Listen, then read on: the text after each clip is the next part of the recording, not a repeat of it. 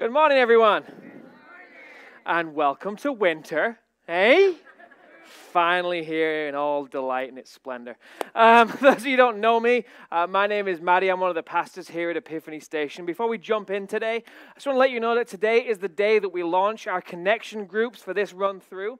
Connection groups are an amazing opportunity if you want to make connections with people here at Epiphany and you want to connect with God more throughout the week. These groups meet in people's homes to be able to discuss the topic or the conversation from Sunday in a bit more depth with some more teaching, but also a great opportunity for you to get to know someone or know more people here that we call the Epiphany Station family. So out there at the Next Step Station as you walked in, you might have seen a handsome guy by the name of Rob. At least his wife thinks so. And he is there because he wants to help you get plugged in. Rob is our small group discipleship coach, and he wants to see people be able to connect to God and connect to people better and better. So if you want to be part, there's a variety of different groups, different times, different days, different purposes. So if you want to do that, please do at the end of our experience today. But we are actually, in our conversation today, in week 3. That's how they review my introduction from the booth. We're in week 3 of our teaching series, Forgotten Virtues.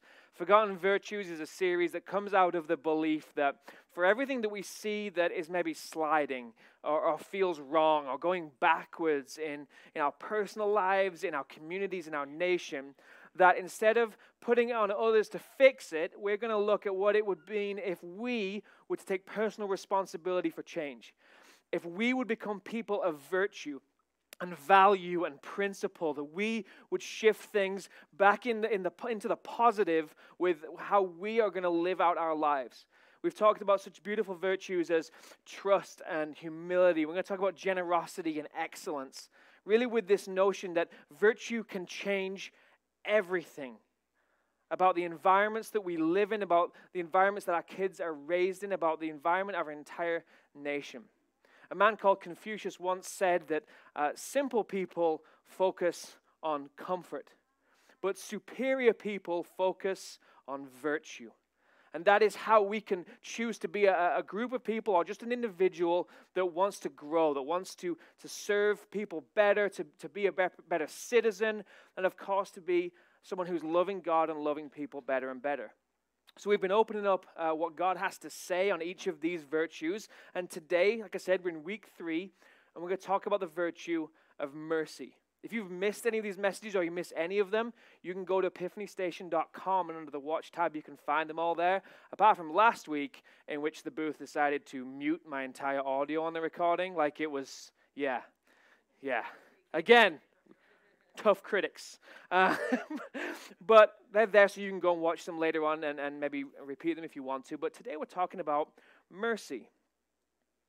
Now, mercy is the decision when you're in the unique position in which somebody has done something wrong and you have the potential to punish or harm them. Because of that, you decide not to.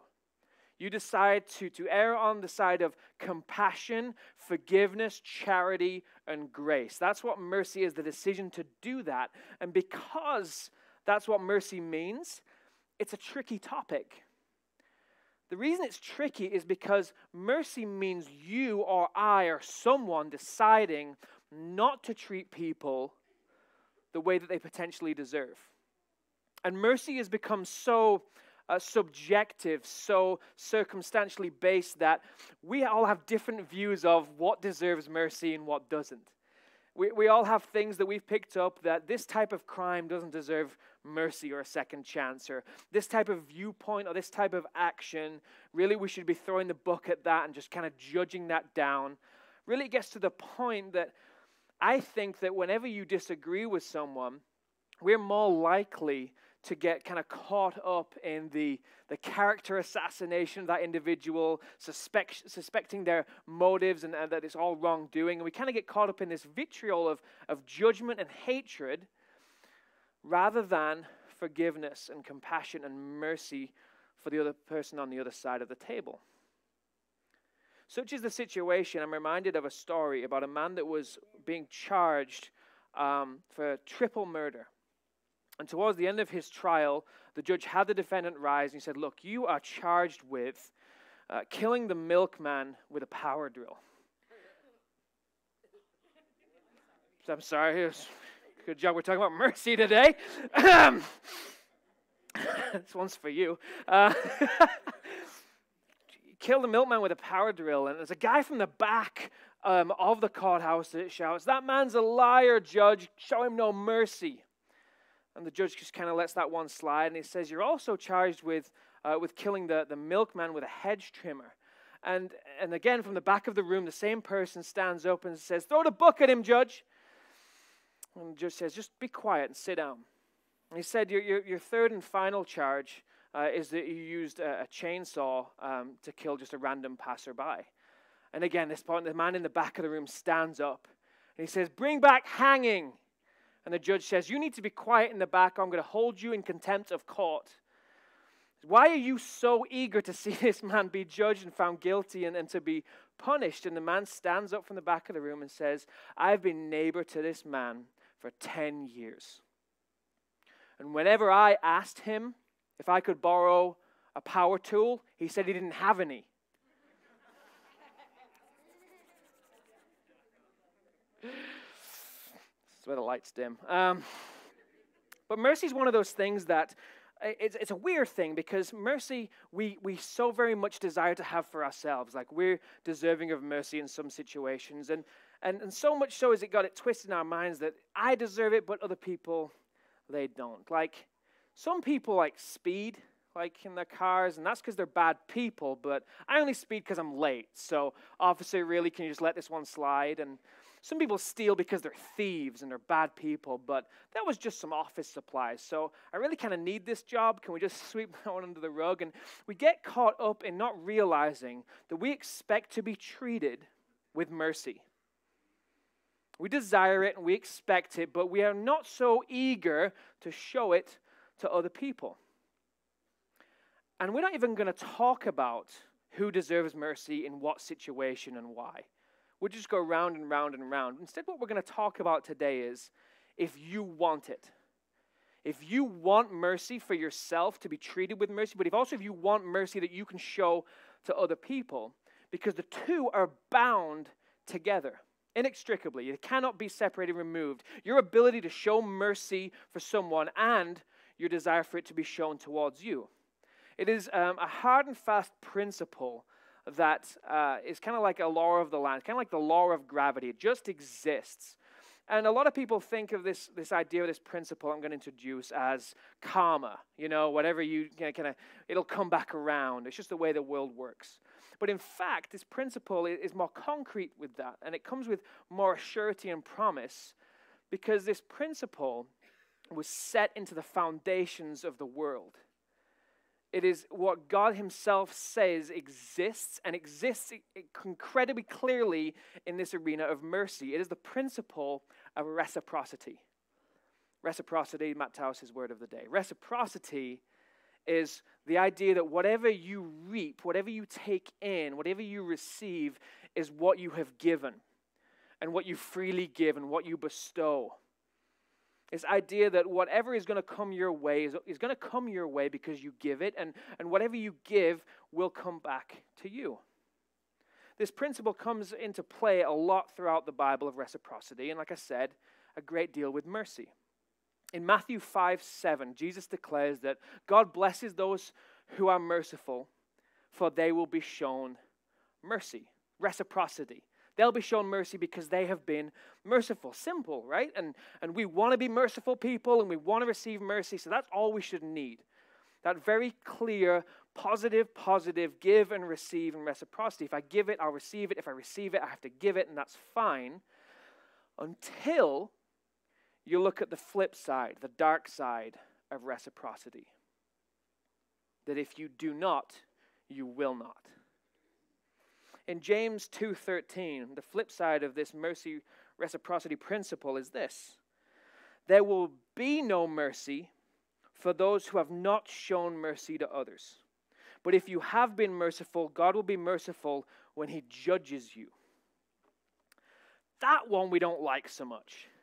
Matthew 5:7, sure, I'm looking forward to some of that mercy, and I can do that, and that's all good. But very clearly, it's stated in God's word that if you don't show it, you won't receive it. And it also seems to allude that you're going to need it. Now, we don't like this because that's not a fluffy relationship with God. That's not something that I've come to know and enjoy. God would never choose to not show me mercy. God would never have this crazy idea that he's going to judge me. Surely this is just a misprint in my Bible, right? Or this is just like one version gone bad, like because we all have our favorites. Maybe it doesn't say that in the other Bibles. Maybe it doesn't say in the Message version that we should expect to be judged. Maybe it doesn't say in the NIV that we'll be judged without mercy. Certainly not the KJV. Certainly not the ESV. Certainly not every single Bible version that's out there would it say you need mercy because there's going to come a day that God is going to look at you in judgment. And that's why you're going to show mercy to other people. Surely that's not part of the fluffiness of the Christian life. That's not sunshine and rainbows church that we've come to love and adore.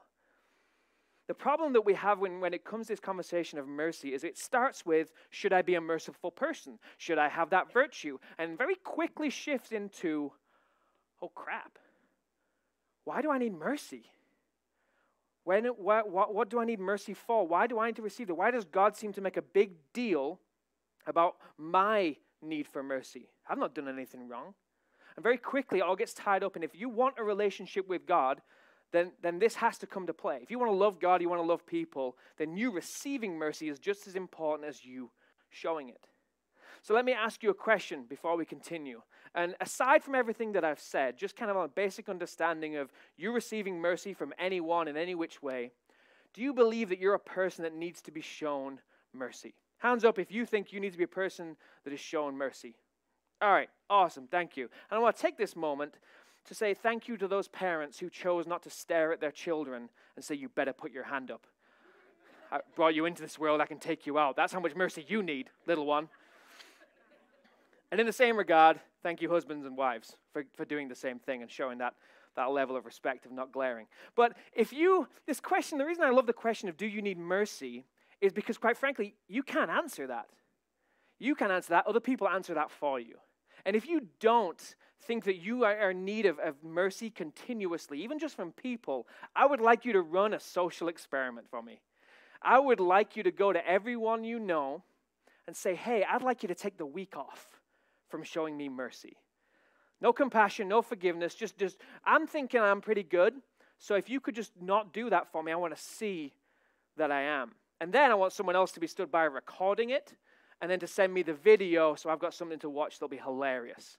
Because the truth of the matter is, we all need mercy. And the reason we need mercy is because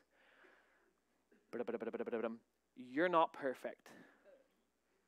Because you're not perfect. So with not being perfect, it doesn't matter how hard you try. It doesn't matter how hard you want to be the best dad, the best husband. It doesn't matter how much you want to be the best wife, the best mother, the best friend, the best child, the best citizen, the best representative, the best pastor. You're going to screw up. You're going to screw up. And the thing that keeps us in jobs, the thing that keeps us in friendships, in relationships, and out of jail is mercy.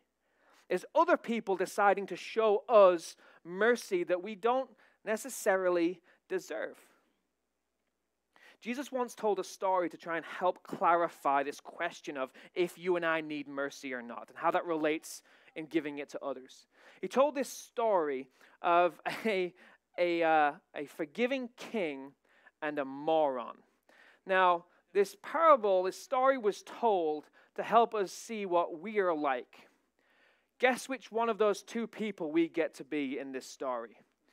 Moron! Yay! Well done for owning it, by the way. The idea of the parable is to help you understand that you are imperfect. That's who we are. It's universal. But there's something you can do with it. There's something you can do about your screw-ups. There's something you can do about the things that you do wrong. So we're going to start in Matthew chapter 18. If you've got your Bibles, flip there, or on your phones, get there. Otherwise, the text will be on the screen behind me. But in Matthew 18, starting in verse 23, this is the story. And it's Jesus trying to explain to people, this is what stepping into a relationship with God looks like. He says, therefore, the kingdom of heaven, so citizenship in heaven, relationship with God, can be compared to a king who decided to bring his accounts up to date with servants who'd borrowed money from him. In the process, one of his debtors was brought in who owed him millions of dollars. Now, millions of dollars really comes to the idea because for us, that's, oh wow, that's big, that's weighty. But what Jesus actually said when he told this parable, the wording that he used, because obviously they didn't use dollars back then, it's not a universal currency, I don't know if you know that, but he said that he owed back the sum of 10,000 talents. Now, talents was a measurement of currency. It was, in fact, the biggest measurement of currency that they had, and 10,000 was the biggest number that they had, the biggest Greek numeral. So Jesus took the biggest amount and the biggest number of that amount and said, this is how much he owed. Basically say, this cost, this debt is beyond measure. It's the biggest of the biggest. It's not just millions. We're talking gazillions and squillions of British pounds, because they're more important. And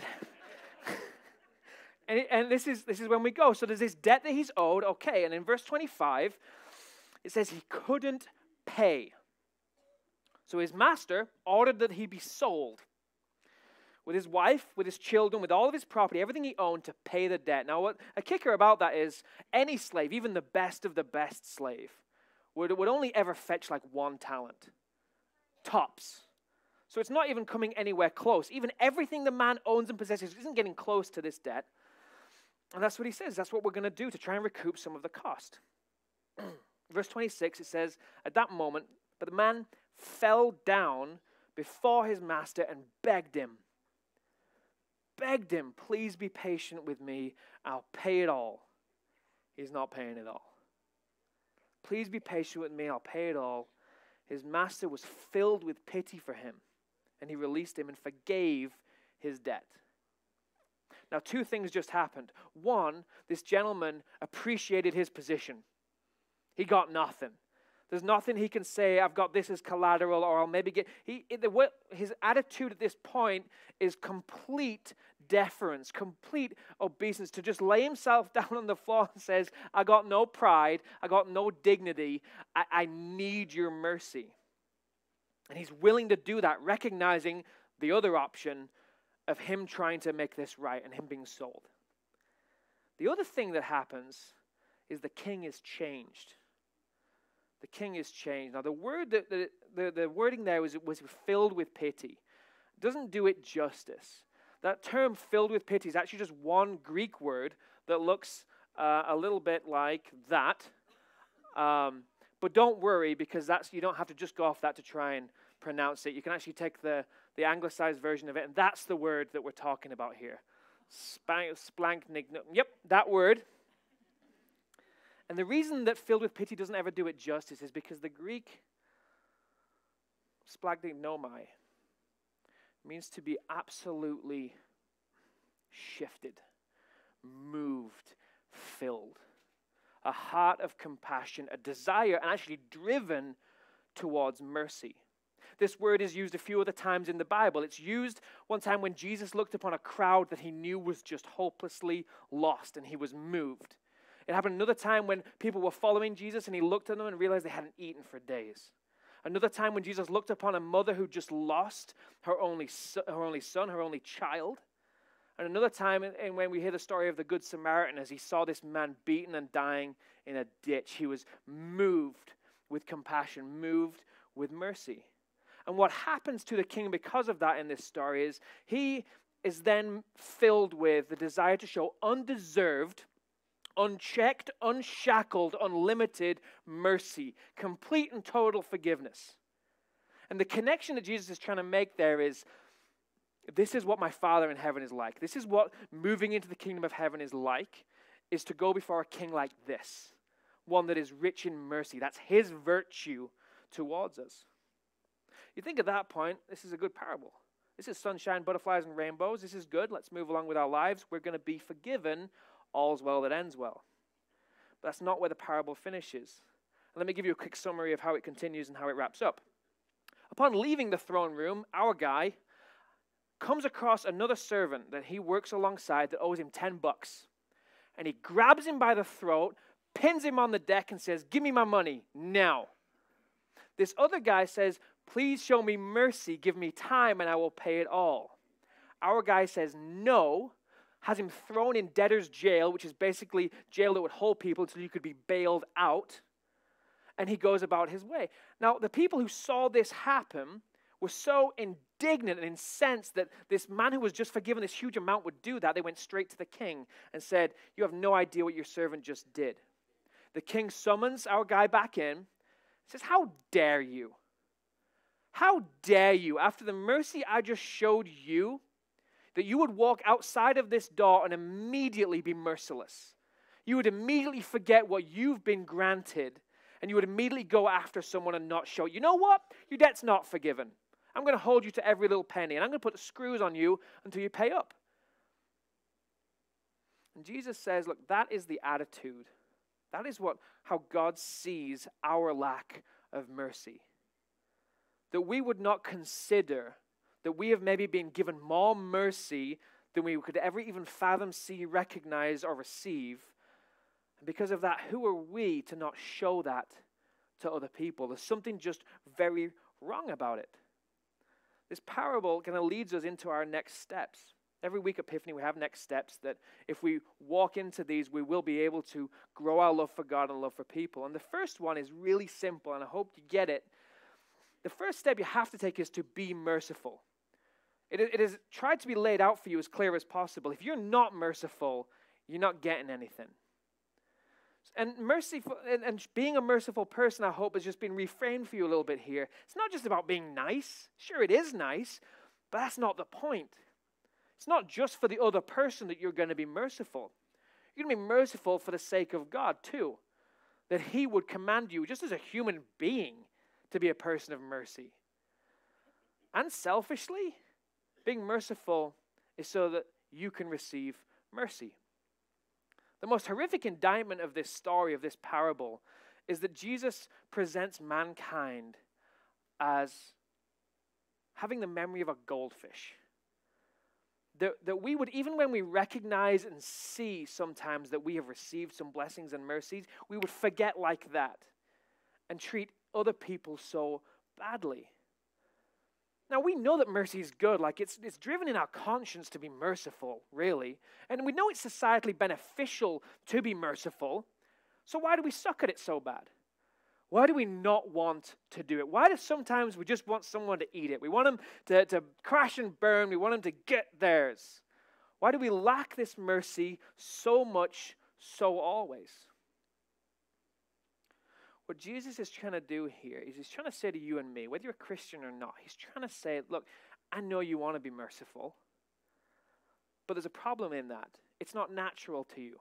And if all you ever focus on is, I want to be merciful, you will only be able to go so far. You have to be able to see that you being merciful to others is based on, is founded on, comes from the platform of you having received more mercy than you could ever give to anyone else. The solution to giving more mercy, to wanting that, is knowing that you have been given. That's how we step into the cycle of reciprocity. That's how we hold this central value of mercy. When you know you've been given it, you can give it to others. And I can promise you these two things about mercy as you leave here today.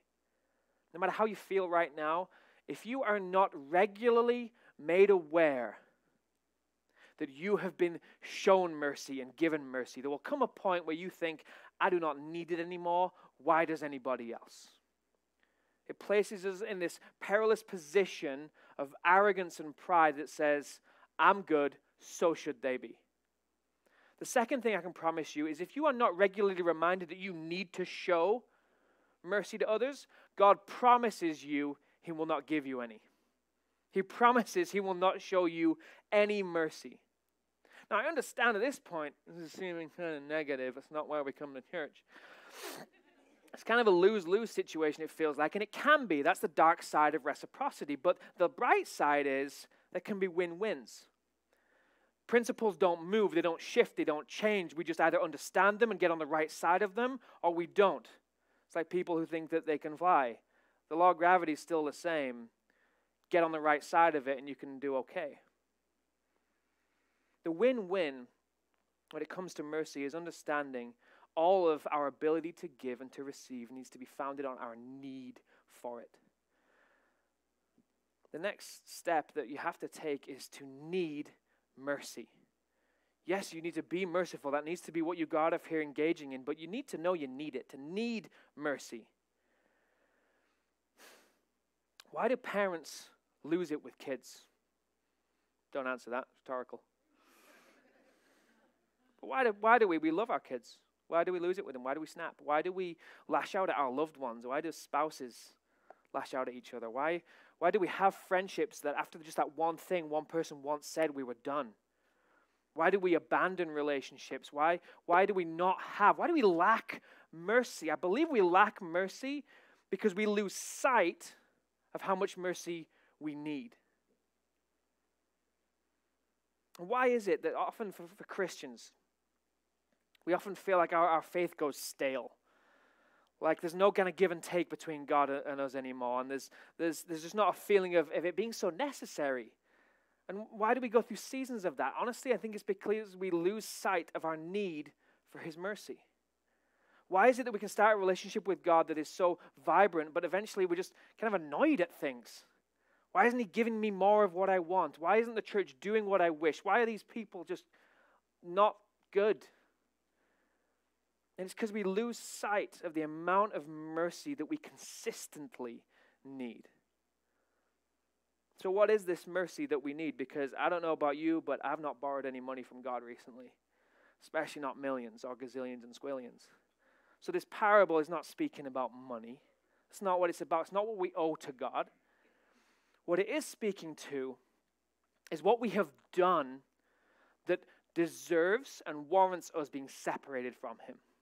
That's really what the point of the parable is that this man would be removed from the king's presence, that he would be sent away because he has a debt that he is not going to pay.